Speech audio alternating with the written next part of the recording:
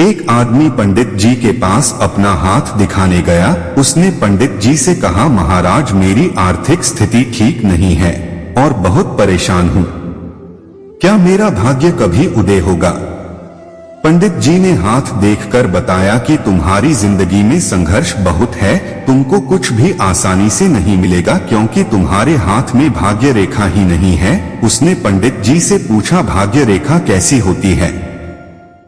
पंडित जी ने कहा, थोड़ी देर बैठो, अभी कोई क्लाइंट और आएगा तब दिखाता हूँ। नमस्कार मित्रों, ऑडियो को आगे सुनने से पहले आप सभी का हमारे YouTube चैनल राइट टू शिक्षा सुखचैन सिंह पर एक बार तहे दिल से स्वागत करता हूँ और चैनल को सब्सक्राइब, लाइक, शेयर करना मत भूलना मित्रों।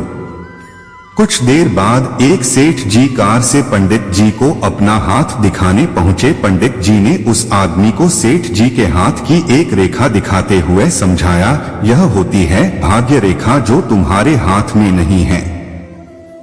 वह आदमी बहुत सनकी था। उसने पंडित जी के पास रखे फल काटने वाले चाकू को उठाया और सेम वैसी ही लाइन अपनी हथेली पर खींच दी। रक्त बहने लगा और पूरा हाथ खून से लाल हो गया। पंडित जी और उनके पास बैठे लोग अचंभित रह गए। पंडित जी ने अपने आप को संभालते हुआ कहा कि हो सकता है एक बार ईश्वर द्वारा बनाई गई भाग्य रेखा मनोवांछित फल ना दे, परंतु जो रेखा तुमने बनाई है उसका फल कभी निष्फल नहीं हो सकता। तुम बहुत बड़े आदमी बनोगे। और वह व्यक्ति आगरा का सबसे बड़ा सेठ बना।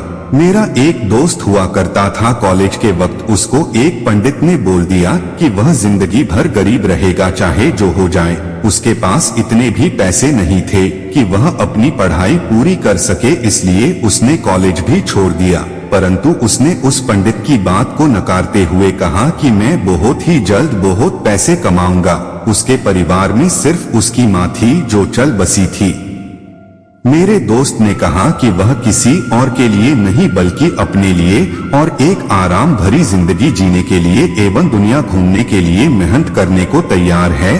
फिर उसने खोज शुरू करी और उसे अपनी राह मिल गई। उसने लगातार 5 सालों तक मेहनत करी। हमारे कॉलेज खत्म होने के 7 सालों बाद एक बार मेरी उससे बात फेसबुक पर हुई और मुझे यह ज्ञात हुआ कि मेहनत करके वह इतना अमीर बन गया था कि पूरी दुनिया में जहां चाहे वहां घूम सकता था। उसको पैसों के बारे में सोचना भी नहीं पड़ रहा था। तो जैसा उसने सोच लिया वैसा उसने पा लिया। यह सृष्टि का संविधान है जिसको हम कहते हैं लॉ ऑफ कर्म। जैसा बीज बोगे वैसा ही फल प्राप्त होगा।